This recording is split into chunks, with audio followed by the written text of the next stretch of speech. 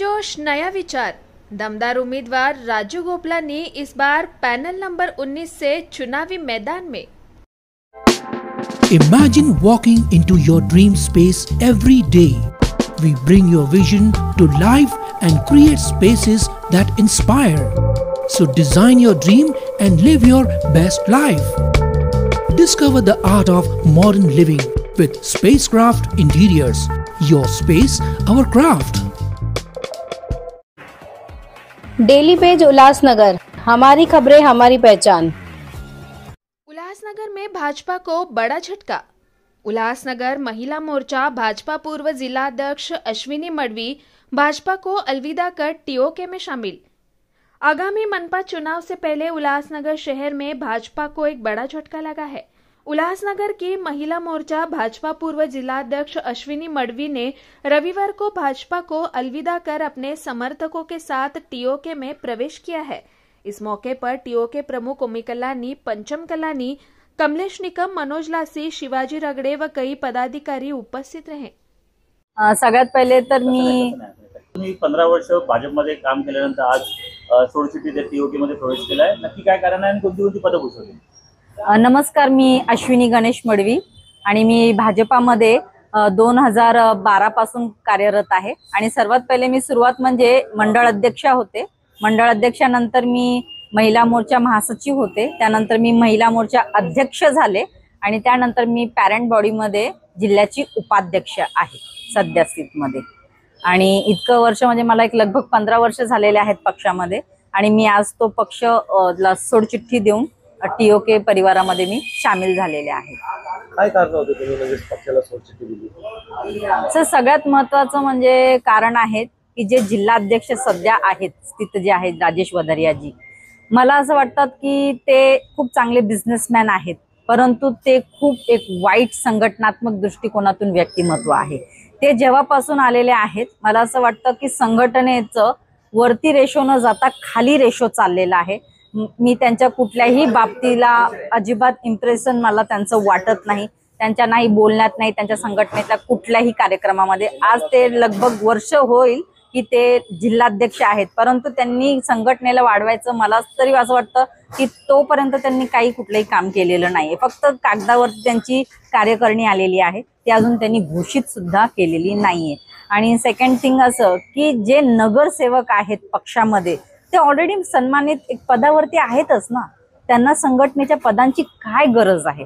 माझा सगळ्यात पहिला प्रश्न तर हा आहे जिल्हाध्यक्षांना की त्या ऑलरेडी ते नगरसेवक आहेत, मग त्यांना संघटनेमध्ये पण त्यांनाच महासचिव द्यायचंय, त्यांनाच उपाध्यक्ष द्यायचंय, म्हणजे तळागाळाचे आमच्यासारखे जुने कार्यकर्ते आहेत, त्यांनी जायचं कुठे?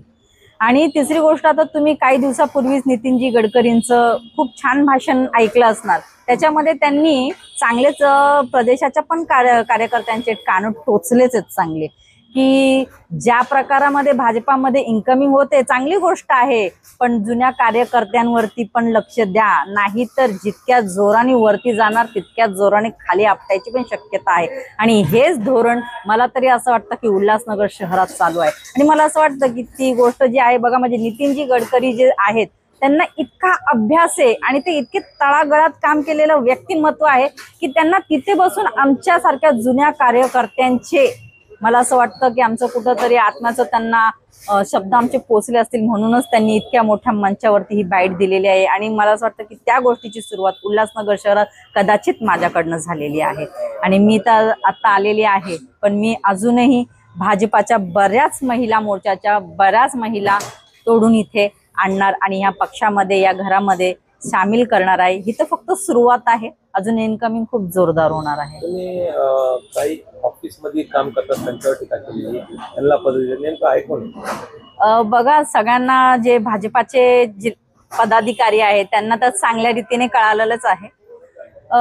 जे आमदार कार्यालयामध्येच कामाला आहेत, जे जिल्हा कार्यालयातच कामाला आहेत, त्यांनाच पद का पद द्यायचे? ते ऑलरेडी तिथे जॉबला आहेत, ते त्या ज्या कार्यालयात आहे 8 ते 10 तास ड्युटी करतात आणि मग ते आमदार जे असो किंवा जिल्हाध्यक्ष असतात ते सांगतात की अरे हे पक्षाला इतका वेळ देतात। सर, ते पक्षाला स्वतंत्ररित्या वेळ देत नाही, ते तिथे कामाला आहेत, 8-8 तास बसतात, त्यांची ड्युटी आहे, त्याचा पगार घेतात ते, आणि मग त्यांना तुम्हाला जर पद द्यायचे असतील तर माझ्यासारखा जो कार्यकर्ता आहे तो स्वतःचा खर्च करून, स्वतःचा वेळ काढून, आणि आम्ही आजपर्यंत अश्विनी मडवीने जितके पण कार्यक्रम केलेले आहेत ते सगळे स्वबळावरती केलेले आहेत. तन मन धन सर्व मी पक्षाला दिलेलं आहे. परंतु मला असं वाटतं की माझ्यासाठी तरी पक्षाने कुठेही न्याय केलेला नाहीये.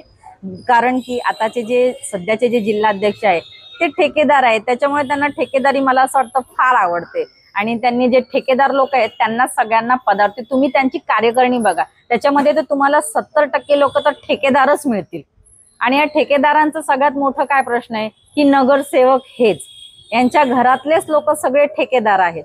आणि तिसरी गोष्ट म्हणजे की आता तुम्ही शहराची वस्तुस्थिती बघा, बी प्रॅक्टिकल बघा, की सगळ्या अख्ख्या उल्हासनगर शहरामध्ये खड्डे खड्डे, खड्ड्यामध्ये शहर आहे की शहरात खड्डे हे काही कळत नाही. आणि मग त्या खड्ड्यांच्या मागे आंदोलन करायला पण हीच लोक, ठेके घ्यायला पण हीच लोक, म्हणजे किती राऊंड राऊंड फिरतायत. आणि हे काय सामान्य जनतेला कळत नाही का? कळतं, सगळं कळतं.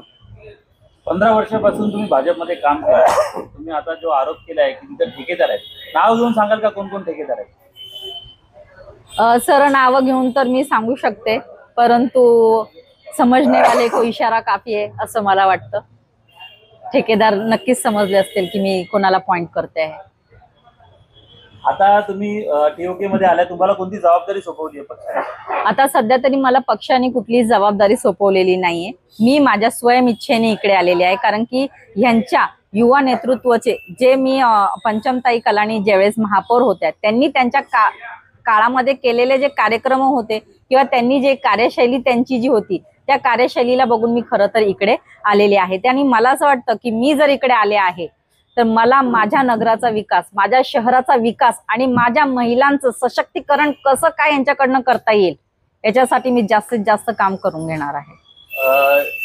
येत्या महापालिका निवडणुका तो एकदम तोंडावरती आहेत आणि तुम्ही कोणत्या पक्षाकडनं, म्हणजे आता जर टीओके कडनं कोणत्या पॅनल मधनं तुम्ही निवडणूक लढवणार आहे? जर मला पक्षाने संधी जर दिलीच तर मी पॅनल क्रमांक 1 मधून इच्छुक आहे निवडणूक लढण्यासाठी, SC कॅन्डिडेट म्हणून.